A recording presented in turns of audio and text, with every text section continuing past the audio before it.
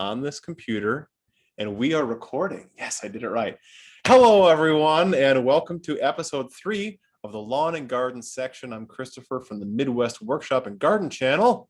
And I am Jason from Jason Cyberlick on YouTube, little channel I refer to as Our Lawn. And today, our topic is soil prep, yard prep.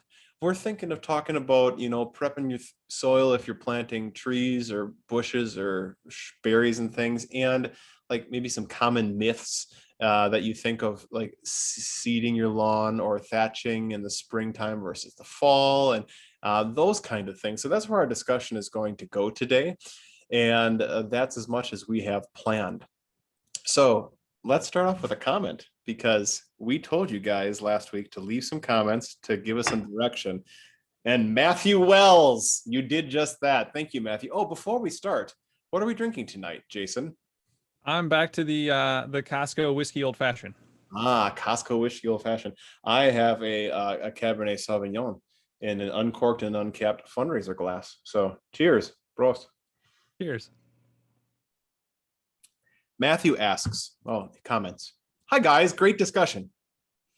Actually, he's from the Fox Valley, so we can speak with our normal accents. Hi guys, great discussion. I'm interested in starting a raspberry or blackberry patch this year and would be interested in your tips. Where can I get raspberry canes in the Fox Valley area?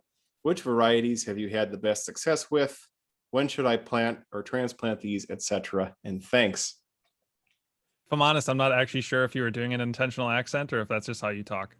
Well, it's funny. It was really subtle if you were doing one like on purpose.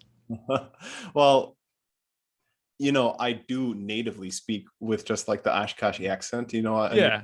We all do, right? I mean, we all have a little bit, oh no, like that's a part of how we all speak. Well, and I grew up with good blue collar folk, and the bluer your collar, the more local your speaking sounds.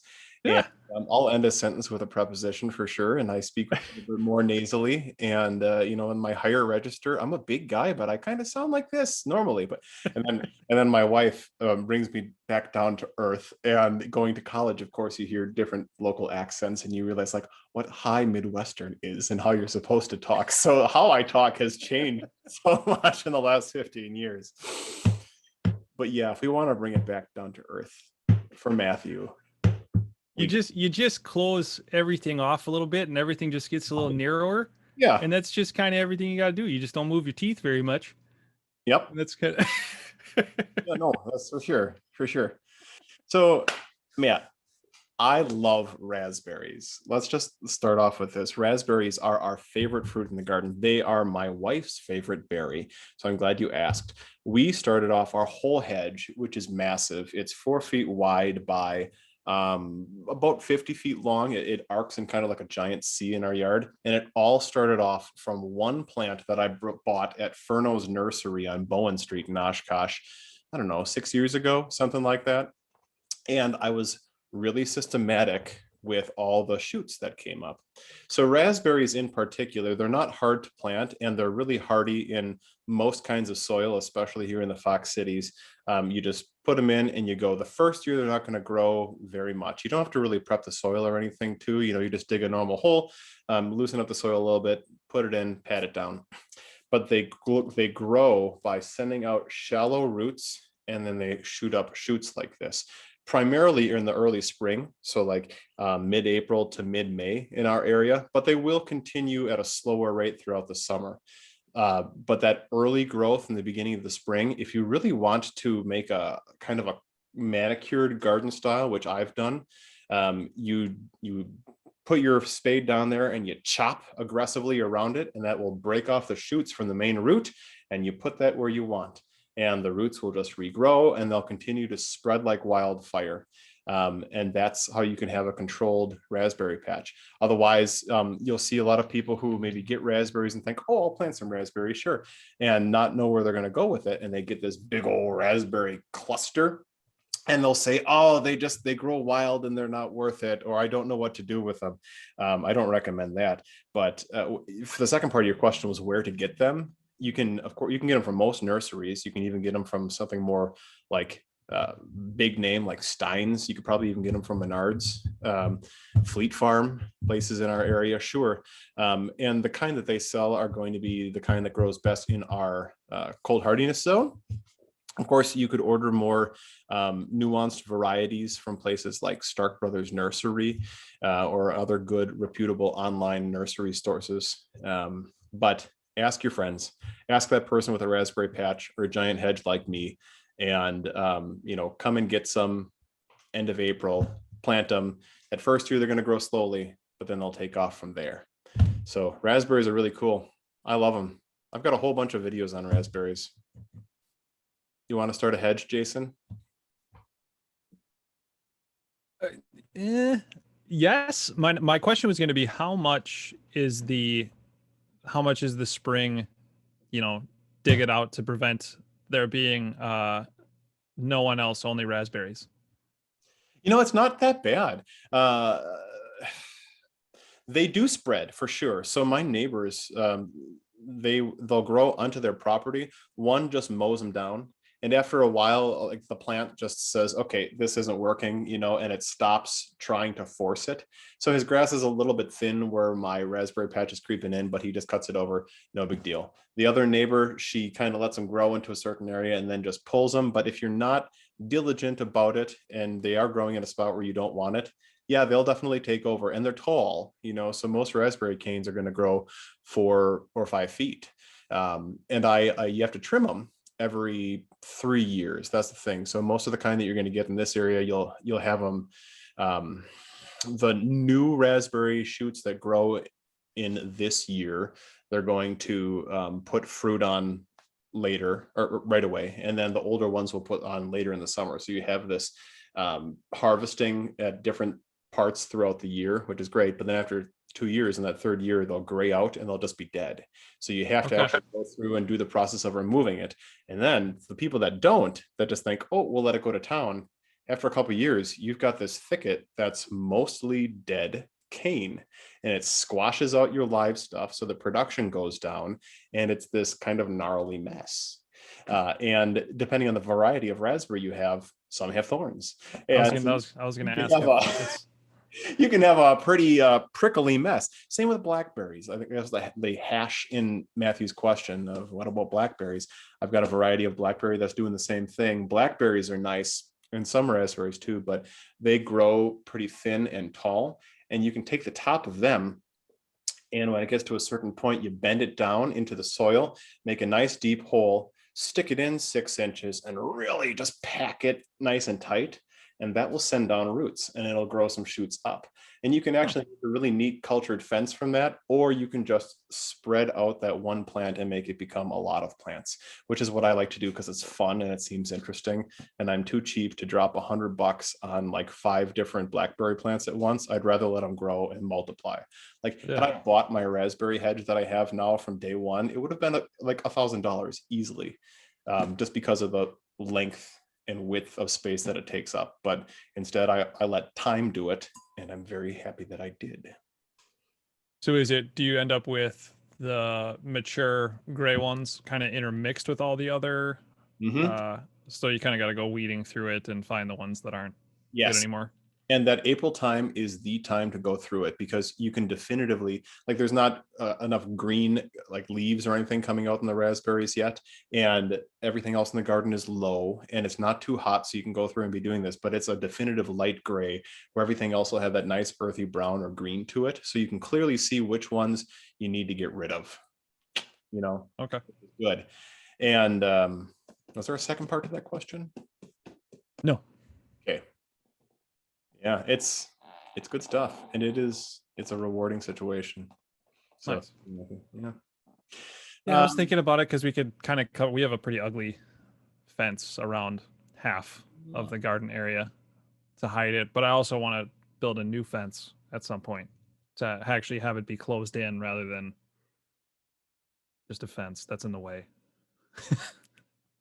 I like that idea. I'm trying to get my hands on what I'm calling the back 40. It's not 40 acres, but there's a piece of property behind mine that I've been slowly working on with a neighbor, and have been not really making any progress. But if I get it, I want it fenced in. And wood materials now are so ridiculously expensive. I wouldn't want to do just a 6-foot cedar fence because I'd go bankrupt as a Yeah. piece of property. But I would still maybe put in, let's say, a 3 or 4 foot fence that was maybe an artificial material that had bigger gaps in it. But what would offer the, like, that would be good for like a dog coming up to, like, okay, I'm not going to cross that. But what would offer the privacy would be to do some sort of a live hedge on the inside. So here's your fence line, and then do something tall like an arborvitae hedge, Mhm. or a taller, quicker growing spruce type tree in our area. And when it comes to soil prep for that, there's a dovetail. I'm going to talk about the soil prep, and then you can talk about the lawn care when it comes to these kind of things. Um, when you've got a tree or pretty much any kind of big thing that comes in a pot, rule of thumb is always to dig a hole that's twice as wide as the pot and 1.5 or 2 times as deep as the pot. And then every plant will be different. It'll probably have some specifications on it, but you got to take a look at the root ball. If it's horribly root bound, definitely crunch it up with your hands. Sometimes you can hack at it with your trowel.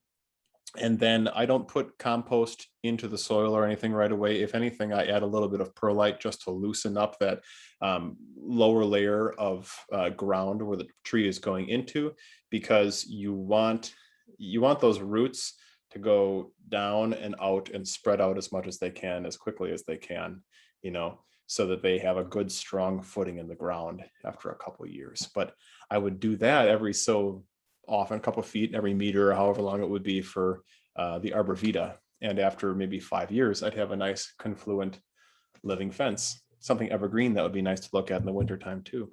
Yep. So I don't know. That could be another, oh my gosh, that could be another option for I'm on a trash can today, guys. For your ugly fence situation, if you don't want Okay. to break the bank and build something new. Yeah, I was hopeful to build a shed this year too, and no chance. I beat it by a year. I got lucky. I really did. Yeah, yeah, because you did the whole video series on sheds. I wasn't gonna build one like yours, although it's really cool. I was gonna do something a little bit simpler, just single slope roof, Mhm. 4 walls, maybe a window, Yeah, because the garage is full. I get it. I get it. I do. And we've got a 1936 house that had an attached 2-car garage, which is, pretty amazing when you think of 1930s, but that means it's a small space. So we Yeah. had our yard tools and bikes and other things in there. And you get the 2 cars in, but you have to like hug the wall and hug the space. And like only the driver could get in. You have to pull out for other people to get in. And now the garage is just for cars. We've got our 2 ports. And it's nice. The whole family and the dog can get inside the garage at once because we Nice. have the yard tool things in the yard shed. Makes sense. So Yeah. I highly recommend it if somebody can do it practically and financially. The time Yeah, will. there's fortunately in ours is extended back. So it's 2-car garage, and then there's maybe another like where you could go 2 cars and then another car Yeah. this way. So there's a little bit more room there that I have let's see. Snowblower, regular lawnmower, 48-inch commercial lawnmower, Oh yeah, you got tiller, boys. greens mower, push reel mower. And then the other push reel mower is up on the workbench You because got a that lot. one's small. You got a lot of big things. Yeah. Like another. 5 mowers, a snowblower, and a tiller. Oh boy. Anytime my wife buys anything, she just looks at me and says 5 lawn mowers. So She's got you. She's got yeah, you which is on lawnmowers, man. fair. Jason, Yes. it's springtime, Yes. and I have crabgrass and creeping Charlie, and every year I seem to just take the easy way out, and I try to spread seed across my lawn, and I don't really do much with it. And then it gets hot and it dries out, nothing takes, so I have to water it, but then I stop caring. And I just fall into this cycle. And some years in the past, I've done like the Scott's 4-step treatment, and like, oh, that makes the lawn look green, especially in the beginning. But then, weeds come creeping in. Should I be doing thatching in the fall or in the spring? Like, should I aerate the soil? What I've gained from our conversation last week is that my soil is too compact and I need to loosen it up. I need to get some better seed in there, better aeration, blah, blah, blah. What do we do in the springtime now to prep our lawns? Yep. So you can run really anything that you're willing to take the time to do. So you could go anywhere from nothing, and realistically, the most important thing you're going to do in a maintained yard is mow it frequently. Mm. So as often as you're willing to cut, the better. If that's, the general recommendation is no less than once a week. Um, Target that. If it ends up being once every 10 days, it's not ideal, but fine. I try to mow twice a week, at least every 3 or 4 days. If you do just that, I think a lot of people would be surprised. Mow taller and more frequently. And I think a lot of people would be surprised at what just that does. Well, I So keep there's the this, height nice and high. Yeah, that's a yep, good conversation point too. Do yep. And so that you can start there to just mow and just let that be what you do. yeah. If you want to start getting into something, since I think you have fairly weedy, creeping Charlie, a lot of broadleaf type weeds, for you, dethatching is probably not going to be something that you need to worry about.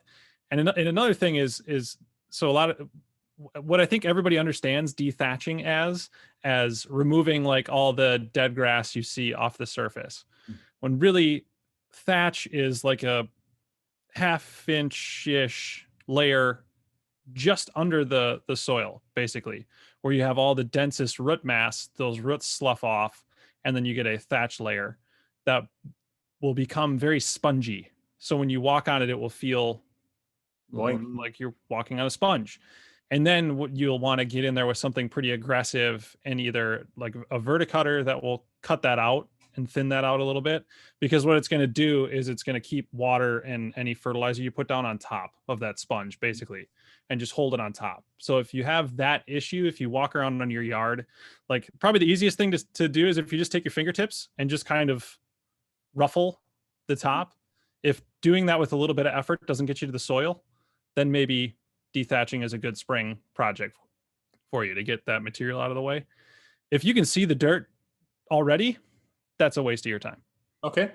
So that's one way to look at that as a spring project. One thing that was really important this year, and I did it as my snow was melting, because if I had to do my whole yard at once, I'd die, is raking. And not raking to remove anything, but there's kind of, people will talk about airflow as king. So with how much snow we had this year, my grass was so packed in on itself. And so the biggest thing you can do in the spring is just get that stood back up. So just run a metal rake, or whatever leaf rake you have through it. Just lightly run a rake through it and get it to stand up. That's probably another. Raking is up there in the spring. If you have a thatch problem, take care of that. And then for people starting that don't have a nice lawn, a thick, stand of turf already, you're going to get into pre-emergence, which I think you brought up, seeding and getting soil ready to seed. Quite often you don't recommend seeding in the spring, because we recommend putting a pre-emergent down, which there's a lot of different. Let's hear about that. I don't know anything about this. So basically there's a handful of more common, we're going to eat chemicals. There's prodiamine, dithiopyr, pendameth. No, that's something different. And a couple others that are basically, what they do is you put them down, water them in, and they basically create a layer in the soil where anything that germinates will die. Basically, I think it's a carbohydrate inhibitor or something. It prevents the plant from sending nutrients through itself. However that works. Again, I'm not a scientist. I'm just regurgitating what other people have told me. And so it will just, anything that germinates will die. So if you do that, that includes grass seed. So How long does that last then? Is it like a 2-week don't touch it situation, or what? it depends on what you use and how much you put down. So like the Scott's Halts, if you just do the Scott's four-step program, they refer to their pre-emergent as, it's like Scott's Halts crabgrass preventer. And that is like 8 to 12 weeks. I think they build that to take care of the majority of the season, and to kind of have its effectiveness slough off somewhere around late August, early September, when it would be ideal to seed if you're going to go that route. But that's a lot of talking, and I covered a wide variety of things. Anything specifically that stood out or that you had questions on Well, from it that? gets me thinking, I can see my soil. So right now I don't want to do thatching based off of what you said, but Hmm. I could rake my yard, and I'm only talking about my backyard in this case, just for the sake of having one section to worry about. I Hmm. could rake my backyard. I've got a lot of bare spots right now that will eventually fill in with creeping Charlie and other things. So, I mean, that creeping Charlie is already established. Do I still put down a pre-emergent, or do I try to seed it to squash it out with some real grass? You could do a couple different things. So, what percentage of your backyard would you say has turf grass on it? 60%, Okay. 70%. And it's the seed you've been throwing down, just Scott's the turf builder, whatever mix for It is shade or sun or whatever it is. whatever is on sale for shade mix. Yes. Okay. So that will have some Kentucky bluegrass in it. So even if you weren't managing it really well, some of the strongest of those seeds will have germinated. And much like raspberries, Kentucky bluegrass will spread via rhizome, so the shallow root that goes out and then sends shoots up. Um, so I would say if you're at 60% grass, I think if for anybody that wants to go look, I have videos from the spring of 2019 where I'm maybe at 50% coverage in my backyard at absolute best. By July of that year, without seeding, I had probably close to 90 to 100% coverage. It was a very nice looking yard, and I did not put a single seed down. So Kentucky bluegrass it's not quite warm season grass spreading like the St. Augustines and Bermudas of the world that will just take ground. But it will do a lot of work. So I would say getting the weeds under control and out of the way is probably step one. Okay. So just probably so crabgrass starts to germinate at 50 degrees for soil temps. So I don't know if you monitor soil temperature at all. Usually for me, I think that date is around May 1st. For you, it's maybe a week later. Being Well, a our average last frost date is April 30th, so that, I mean, that makes close enough sense. It's around the same Yeah. ballpark. Yeah. So sometime late April, early May, if you want to either just go to whatever big box store and grab the Scott's product, or there'll probably be some generic version of it that's cheaper, or you can go to websites like Yard Mastery or some other places that'll offer a standalone pre-emergent, and you can do that to keep the crabgrass, other germinating grass weeds out of the way. But it doesn't pay to do it now. Not now. You're It'll just wait. wasting. Okay. You're wasting money if you do it today, because it's there and it'll still be there and you'll catch most of the germination, but you're going to lose efficacy later on when there's still things germinating, when right now there's nothing.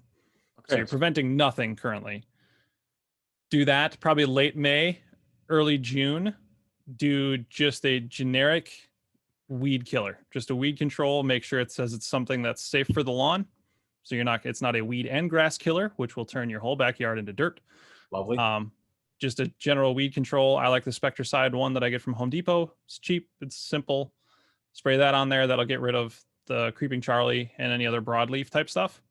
And then if you just run a good fertilizer program and mow frequently, I think you'd be pretty surprised at what it looks like come July, August, assuming it's not a supremely hot and dry year. So, okay.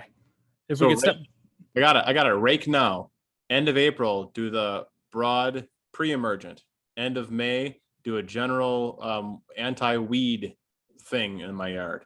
And then by the end of June, be surprised. Maybe do a mids or a summer solstice seeding underneath my great big maple tree that never lets grass grow underneath it. yep. Yeah, so if we could maybe circle back, I kind of got away from myself there, but if we talk about spring seeding, you can do it. It's something I've done. If you're going to do it, you can't use a pre-emergent in that area, because if you do, they won't germinate. But basically what happens when you seed in the spring is, if you can keep it watered, basically the biggest thing with seeding is the soil needs to be wet at all times. So that means water for a very short period of time, just enough to make the ground wet. You don't want to be throwing a bunch of water at it because it's wasteful and it might wash some of the seed away. So just get the ground wet, morning, noon, evening. 5 minutes maybe with a sprinkler, 5-10 minutes, flip it on, turn it back off every day until it germinates. Then you can kind of walk back to maybe twice a day until it establishes, and then you can leave it alone. That will work. I have had success with that, and I have had success with that in it surviving the summer. But the issue with the spring seeding is, one, then you haven't helped it outcompete things like crabgrass and other very prolific and very strong, hardy grass weeds, which might start to outcompete young and unestablished grass. The roots on that grass going into summer are going to be very shallow. So it's much more susceptible to getting cooked in the summer than a established grass might be. So whatever you got to germinate and grow might get killed off by the summer heat and lack of water. And so those two things are why spring is not the ideal time to seed, but it can work if you're in a new house, or something where it's the new construction is literally dirt and you could either seed or not seed. Absolutely seed, and it'll work and it'll be fine. It's just not if you get to pick a time to do it, that time to do it is in the fall. Cool. So it sounds like this year, 2021, I focus on getting my weeds under control. And at the end of this year, so September or October, that's when I'm going to do a nice heavy seeding, and I focus on building the turf in 2022. Yep. The general rule is like September, but I think that includes places more southern and warmer than ours. So I seeded September 5th of last year, and that was probably actually a little late for Kentucky bluegrass, at least, because it is the slowest to germinate of all of the grasses. If you were to plant rye or turf type tall fescue, those are up in 4 or 5 days, and they'll be fine to do in September. But I'd maybe even say like mid-August. Okay. So it's a late summer. Really? Yep. And if you are worried about soil compaction issues, that would be a perfect time to rent an aerator and have a nice afternoon of getting dragged around by a piece of equipment. And then that'll just help. Some of the seed will fall down into the aeration holes. They're a little bit more protected, not quite as hot and exposed to the elements. They stay wet a little longer. So that will help germination as well. Aerate first and then seed, or seed and then aerate? Aerate first and then seed. Makes sense. Don't break the seeds. Okay. Yep. And then the other thing, if we want to talk about soil for, and maybe we can use this to bounce back into tree, shrub, and, more garden planting thing.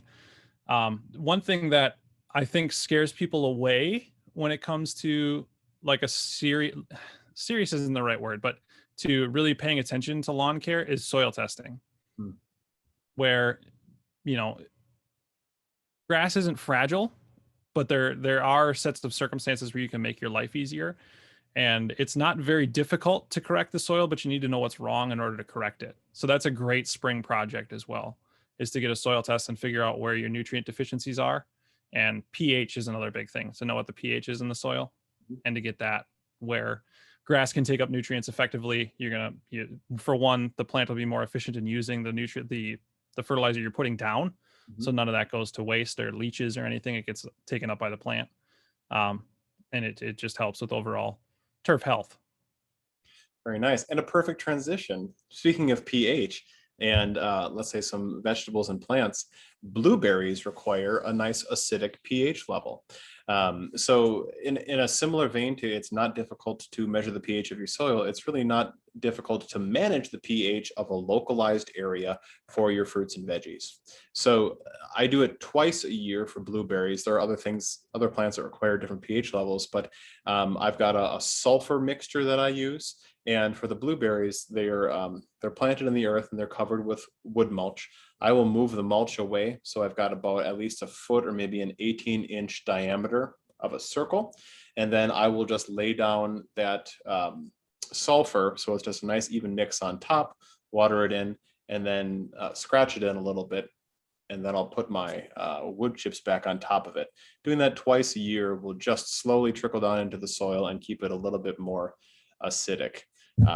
That's a good thing to know. It really is. This is the time of year for feeding your trees too. If you've already got fruit trees and things and you want to offer some sort of competitive boost for the rest of the year, like if you have fruit trees, once they're established, if they're bare root whips or something, they've been in there for 3 or 4 years, this is the time next month in April when you want to be putting down a kind of fertilizer that will encourage root growth and also leaf growth, because there's nothing you can do terribly wrong right now, because it's going to get warmer. They're going to put on greenery. They're going to put on, those leaves and grow the branches. So growth is what we're focusing on. And so that's lots of nitrates. And yeah, if you're looking for something to do in April and you got fruit trees, do it. I wouldn't recommend planting fruit trees in our area in April. Again, you got to be past that average last frost date. But those are things. Have you ever thought about planting a fruit tree, Jason? You want to like plant an apple tree with your kids? Is Owen like apples? Yes, we do have. So we've unearthed actually um, one fruit tree that unfortunately buckthorn gave the full alien treatment to, where literally the apple tree had gone up and then V'd, Yeah. and out of that V was a 6-inch buckthorn tree, literally growing out of the tree. I think the other one also has some buckthorn growing up through it, but they actually, for the first time this last year, since I kind of got to them in the spring with clearing, that actually produced fruit. And it was the first time I'd seen apples back there, but like there were a ton of apples everywhere. That's nice. You've got an established tree. How thick is it, would you say, at the base? Foot plus. It's a big tree. Oh, it's a big tree. You got a 40-year-old tree. That's cool. It probably has to come down. It looks fairly dead, but yeah, I've thought about it. Our neighbors behind us, so the neighbor that helped me cut all that down is kind of propagating an orchard in their backyard, which is kind of cool. For me, I understand and recognize the importance of bees, but I hesitate given the ground wasp issue that we've had over the last consecutive years where I get stung and then the bee stings get infected. I am hesitant to do the fruit tree thing, but it would be cool. Instead of cutting down the apple tree, would you consider pruning off the dead or underproducing things? You talk about airflow is king with your grass. It's the same thing for trees too. And if it's an True. old tree, it's going that I forget the right term for it now, but it produces less efficiently as it gets older. So you're Okay. not necessarily doing it any injustice if you prune off something that you shouldn't have, so long as you don't prune off more than 25% of the crown at this point. You could really open it up. It would look nicer too, and then it would Okay. produce better. Um, and if it's open like that, you stand a better chance of getting an apple picker up there, picking off an apple when it's ripe and ready to go, as opposed to ignoring it because you can't get at the damn thing, letting it fall to the ground, and then the bees and wasps do the annoying things that we don't like and get Yep. drunk on fermented apples, and they're stinging and they're just scary to go around, because that's a reality too. Even if you like fruit and bees and things, you don't want to go around a cranky thing with a stinger. But Yes. I think that might be a compromise for you if you don't want to cut it down, because that's work in and of itself too. You Yep. could trim it and you could get a picker and just be more on top of it, and that would help control your bee situation. Yeah, I think I was gonna leave it at least for a season and see what it does now. But I think the surviving one has buckthorn growing up through it as well. So we'll see how that plays out. Yeah. Cut the Yeah. buckthorn, see what needs to go. Yeah. So figuring out how to deal with all the roots and stumps and stuff is going to be a task this year. I don't know if I want to rent like a mini excavator and see how much damage I can cause or what I'm going to do, but yeah, I think there's some places that would really work well for that for us. So it's always been something I've considered.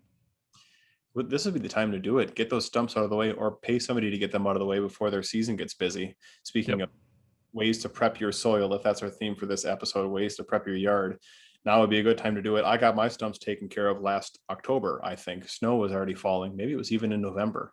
I had two that needed to go. My neighbor had two more, and they just kind of did all of our yards at once. Had an ancient mulberry stump. That sucker was huge, and I'd just been ignoring it.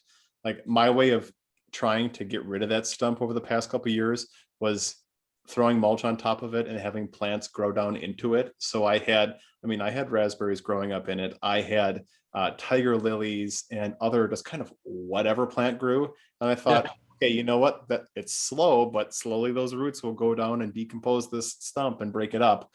It was happening, but I probably would have needed another 40 years for it to be gone. So I'm Yeah. happy my neighbor just said, I'll take care of that for you, Christopher. And she did. So now I can go out and either expand my garden into that area, which I probably won't, or I'll just like supersede it with some interesting pollinator flowers and see what comes up, because it's a pretty decent chunk of land, and Yeah. kind of eager to see. But if I had stumps, this would be the time to take care of them Yep. before you do more fun projects. Yes. Yeah. There's just so much to do around our lot. It was so poorly taken care of for almost a decade. So Your buckthorn situation is really something. yeah. And I've managed to get rid of it with only like 5 or 6 slivers in my hand, and I stepped on one that went up through my shoe and into my foot. Oh, But I've made it out unscathed. I know a coworker of mine almost like lost a finger because thorn got lodged up like in one of his knuckles and then got infected. nasty. Oh, the infection, that's what does you in. Yeah, the thorn stings, but the infection can be bad. Yeah. Ugh. So I'm happy to be mostly rid of that. And then yeah, the plan is to figure out how to like put in an actual landscaping and either a hedge of some sort or trees and flowers and stuff back there. It's Because good. it's our backyard's big. I mean, the buckthorn probably took up 3 to 5,000 square feet, depending on how you measure it. Which I mean, that's probably a normal. That's a normal sized suburban yard. That's probably about the size of your yard, Wow. but that's part of being on an acre as well. It's nice. Acreage is good stuff. I'll be close if I get my parcel, Jason. We can compete, but I'm in the city. Yes, I'm trying to even envision how yeah, it's just a vacant lot there, but that would be cool. It's an old partition. Gosh. So we're on a big city block. It's an extra wide north side city lot just because of where the railroad tracks are. Okay. And so people have these super narrow but long backyards, right? I do in particular, plus I've got a side yard. And then the neighbor around Bowen Street and down 1, 2, 3 houses, sometime in the past however many decades, he had his, plus he acquired 1 or 2 from the neighbors. He didn't, but previous owners did. And this person doesn't really do anything with them, and it's kind of an eyesore. And he has an eyes are bigger than his stomach situation sometimes. And he has good ambitions and good intentions, but things don't matriculate necessarily. And I think he might be looking to buy a different house because his family's growing. And I would really like to snatch this up before that happens because we've built some sort of rapport. You know what I mean? And Yeah. then I'll take some more of that parcel, develop it. The lot lines will look really interesting. All these things. I even worked with the city. I got all the paperwork done ahead of time, and he turned down my offer last year. So You would almost start to classify what you do as farming then. oh, Jason, I have ideas for what I would put in the back 40, this dream of mine. Hazelnuts. Hazelnuts is what I'm going to grow. They are the new Wisconsin crop, ladies and gentlemen. And they are delicious to cook with. They are prolific. They grow in shade. So, like, I've got maple trees and stuff back there. I can grow them underneath them. They're kind of a big hackney hedge. They feed the birds, they feed yourself.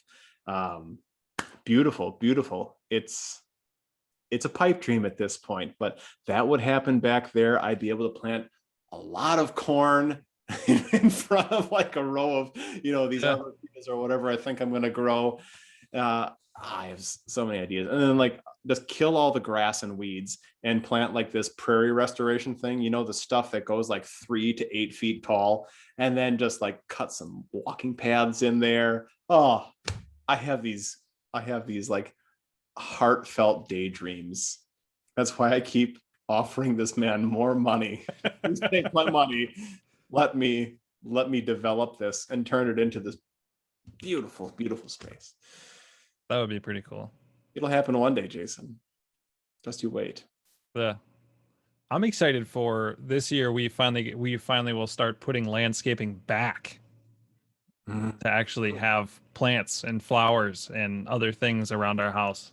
You did the hard thing that people don't always realize. Sometimes you have to just wipe everything clean and start fresh. Yeah, there was no chance you're going to be able to take what was there and use it for anything. I mean, once the root of a rose bush gets 6-8 inches wide, that can't be of use anymore. And like it was awful. So plus nature keeps taking out all my fences. So did I see that on Facebook, or what was the deal? What took down your fence? Just wind and age Ah, and poor construction techniques. okay. I'm having a similar situation because my last guy didn't put these, the 4x4s in concrete. So a good gust and like a section of my fence is doing this. And I'm like, "Ugh, WTF. I have to go out there and I have to prop it back up. And if I'm lucky, I'll get, 5 or 10 years out of it, but I want it replaced before then. And oh man, these situations, insurance doesn't cover it. I'm sure you know. Right. Yeah, Ah, and I didn't want this fence anyway, so it's fine. But it was kind of funny. The post actually, it was a 4x4 post, and it rotted. had like a worm coming out of it when it fell down. So like it was so rotted because it was just buried in a hole, I'm sure. So it just rotted out and just gave up. I would too. If somebody didn't treat me and they put me in a hole, I'd just give up. I give up, Jason. Well, closing thoughts. I think we've about covered some things in this episode. Yeah, a bit more hodgepodgey than some of the others, which is kind of fun. One thing I do want to say is since we talked about you know, starting a plan for somebody who is for the first time going to maybe take care of a section of their yard, Yeah. you you must know how big that area is that you're going to treat. You must know the square footage of that area So you can. because there are Mhm. yeah, your application rates on the bag. Don't be the person that goes and buys the 40-pound bag of fertilizer because it was in the pallet in the middle of Home Depot and go put it on your, 3,000 square foot backyard because that was supposed to cover 15,000 square feet. And you have now put way too many nutrients that the plants can't use. There's going to leach out. They're going to cause all sorts of problems. So be responsible. Know how big the area is. Read the label. It will very clearly say you can either do math. You can either say, okay, this is a 15-pound bag, and right there on the bottom of the bag, it says it covers 5,000 square feet. So 3 pounds of the product per every 1,000 square feet are what you need. So if you have 2,000 square feet, you put 6 pounds down, if et cetera, math. Then the same will go for weed killers for every product. There is an application rate, and you need to make sure that you stick to that. So you have to know how big your yard is. And then you do all the other things that we talked about. Solid. I guess for gardeners wanting to plant different shrubs and flowering things and fruiting things, make sure you've got them ordered by now because they'll take a while to ship. And by the time they're here at the end of April, beginning of May, it's time to go dig in the right holes, but just get excited. So there's more lawn care to do than there is gardening care. So I'm glad you covered all that. I've got a plan and I'm really excited to see it through this year.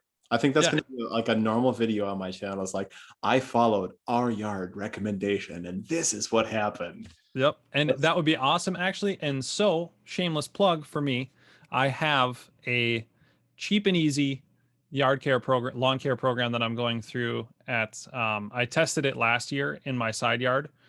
Um, and I will be doing it at my brother-in-law's house this year. And there will be videos throughout the season that go over every application. So, earlier this week, I put out the video that is the plan, like what things are going to go down and when. And so it'll be about $100 per 1,000 square feet for anyone if you want to figure out about how much money you're going to spend. Or excuse me, not no, that's a lie. That's actually very expensive. $25 per 1,000 square feet. fair. Total at my brother-in-law's house will be $100, but it'll be about $25 per 1,000 square feet. 8 or so applications throughout the year, and there will be a video every time we do something, step by step, buying it, figuring out the label, how you're going to put it down, how you apply it, how to I already have videos on how to measure, and then the how to measure your yard, and then the plan, and that'll carry forward. So if you do want to follow along to that, that would be fantastic. That's going to be a playlist, right? So we can just Yep. easily, okay, because I think I'll probably be doing something similar and, or rather, subscribing, making sure I watch that. I'm already subscribed, and then doing them as we go along. Thank you. Yep. All right, friends, thank you for listening. Thank you for watching as you've been washing your dishes or whatever else in the background. Subscribe to Jason's channel if you're new, subscribe to mine if you're new here, and leave us a comment so we know what we should be talking about the next time we do one of these. Have a great week, everybody. Happy gardening. Have a good one. Oh, that's not it. Ah, shit. Stop.